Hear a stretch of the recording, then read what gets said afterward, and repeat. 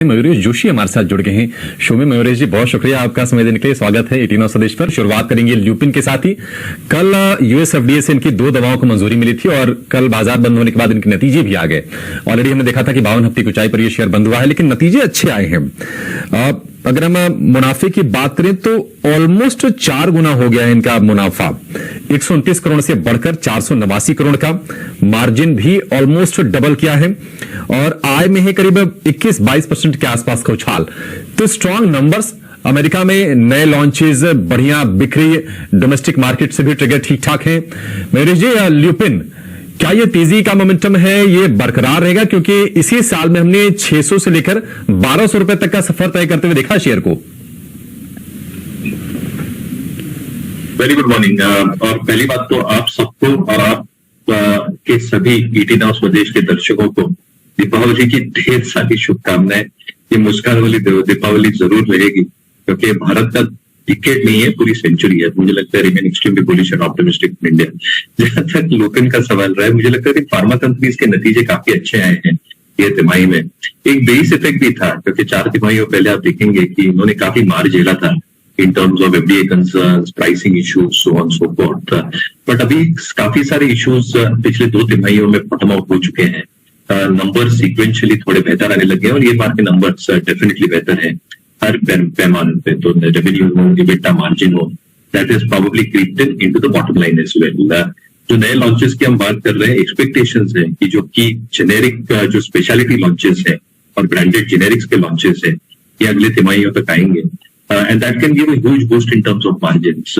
Even if spending increases R&D के ऊपर, मुझे लगता है कि मार्जिन मेंटेन करना कोई बड़ी बात नहीं होगी, and that is a huge positive. Along with expectations की जो एफडीए कंसर्न्स है ल्यूपिन के लिए, ये शायद सॉल्व हो जाए। तो I think pharma company reported a good set of numbers. From the pharma pack, Cipla और सन फार्मा ने भी अच्छे नंबर्स रिपोर्ट किए। And as a clear disclaimer, ये दोनों स्टॉक्स हमारे ग्लोबल फोकस। टाटा पावर के भी नंबर्स आए थे और नतीजे आए थे थोड़े से मिले जुले, क्योंकि हमने रेवेन्यू में 12% के आसपास का उछाल देखा है। मार्जिन की बात करें तो बढ़ोतरी वहां पर भी है, करीब 12.5 से बढ़कर 19-19.5% के आसपास के मार्जिन से। और कामकाजी मुनाफे की बात करें तो जंप वहां पर बढ़िया है, 250 रुपए के आसपास के भाव हैं, लेकिन उस रफ्तार से नहीं चला टाटा पावर, थोड़ा सा स्लो मूवर साबित हुआ है। हालांकि हमने पहले देखा कि 300 रुपए के आसपास तक ये शेयर गया था। मयूरेश जी, नतीजे आपको कैसे लग रहे हैं टाटा पावर के, और क्या यहां से कुछ पावरफुल मूव्स की उम्मीद करनी चाहिए या फिर सुस्त चाल ही रहेगी इसकी? Power as a sector has done phenomenally well, और टाटा पावर एक अंडर परफॉर्मर रहा है पूरे सेक्टर के लिए। तो अगर आप देखिए, even stocks like Coal India, NTPC have moved up significantly. PFC, REC के तो मैं बात ही नहीं कर रहा हूँ, क्योंकि उधर तो एक बहुत एक्सेप्शनल रहा है। इनफैक्ट पावर ट्रांसफार्मर शेयर्स पिछले कई हफ्तों में have given a exceptional return as well. तो जो पूरी पावर चेन है, जनरेटर से लेके ट्रांसमीटर से लेके ईपीसी प्लेयर्स तक, आई थिंक पूरी वैल्यू चेन ने बहुत अच्छा किया है। और जो एक स्ट्रक्चरल स्टोरी मान के आ रही है कि अगर इंडिया को रिन्यूएबल्स इंक्रीज करती हैं side by side along with जो थर्मल जनरेशन है दिस जंक्चर, मुझे लगता है पावर एज अ स्पेस बहुत इंटरेस्टिंग जंक्चर पे खड़ा हुआ है। Having said that, Tata power के आई थिंक तो 2-3 इंपॉर्टेंट पहलू होते हैं। आई थिंक इनका जो मुंड्रा और मैथॉन का यूनिट है, यहाँ पे ऑपरेशनल एफिशिएंसीज कैसे प्ले आउट होगी। You are probably seeing coal prices being increased global level के ऊपर।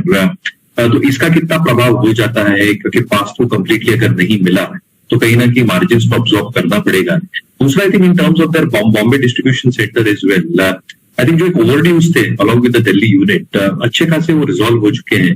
और इसलिए अगर मैं आगे की देखूंगी, look into the remaining few quarters, क्योंकि ये क्वार्टर तो निकल गया, मुझे लगता है stability in terms of realisations, stability in terms of margin performance, और जो एक्सपेक्ट करके रख सकते हैं हम इन terms of how these different units will perform enterprise level पे, स्टैंड अलोन बेसिस पे, वहां पे प्रदर्शन ठीक ठाक रहना चाहिए। तो मुझे लगता है डेफिनेटली ये स्टॉक वॉच लिस्ट पे रहना चाहिए।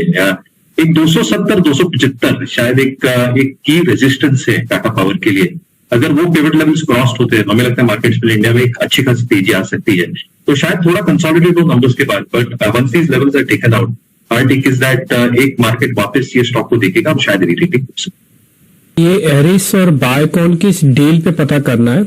एरिस ने इसका नेफ्रा और डर्मा बिजनेस खरीदा, यानी कि स्किन वाला और किडनी से जुड़ा हुआ बिजनेस वो ले लिया। ये कह रहे हैं कि हमको बेनिफिट आना शुरू हो जाएगा FY26 के अंदर। जो भी हम एक्विजिशंस कर रहे हैं, आज चल रहा है सर 23-24, ये कह रहे हैं FY26 के अंदर हम आएंगे, यानी 2-2.5 साल लग जाएंगे। अरे दोनों बिजनेस बायोकॉन के हिसाब से कितने इंपॉर्टेंस रखते थे, और अगर एरिस इनको ले रहा है और ये डील है 366 करोड़ रुपए की, डील का साइज बड़ा नहीं है, इससे लग रहा है कि बायोकॉन का डिवीजन ही छोटा ही होगा। वैसे अपने आप में बड़ी चीज है, नेफ्रा और डर्मा दोनों बहुत इंपॉर्टेंट है, लेकिन ये 366 करोड़ में अच्छी डील करके आए हैं क्या एरिस वाले? एरिस सर, ये आपसी है, एरिस ने डील अच्छी की है क्या 366 करोड़ रुपए में?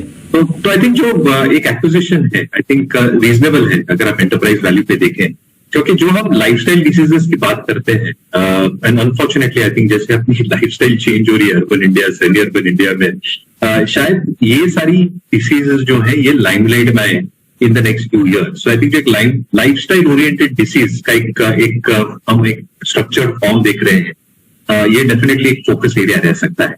For Biocon I think this is not such a big portfolio, क्योंकि बायोकॉन का जो पोर्टफोलियो है it is more focus towards biosimilars, और जितनी भी इनकी R&D चल रही है वो बायोसिमिलर्स की एक ट्रैक्शन को बढ़ाने में है, both in terms of patents in India as well across the globe. मुझे लगता है आई थिंक बायोकॉन को इससे कुछ खास फर्क नहीं पड़ेगा बैलेंस शीट पे, बट एरिस के लिए I think over a longer period of time इनका एक बहुत बड़ा पोर्टफोलियो स्विंग चेंज हो जाएगा। ऑब्वियसली आई थिंक ये बैक एंडेड है in the sense it will start going from second half of FY25, but कहीं ना कहीं I think the acquisition is at a good value and street should recognise. Pidilite के numbers आए थे और वो नंबर्स आए थे अनुमान के मुताबिक। आय में 2% का उछाल है, लेकिन मुनाफा इनका ठीक ठाक बढ़ा, 36% की ग्रोथ वहां पर है, और मार्जिन भी एक्सपेंड किया है अनुमान के मुताबिक।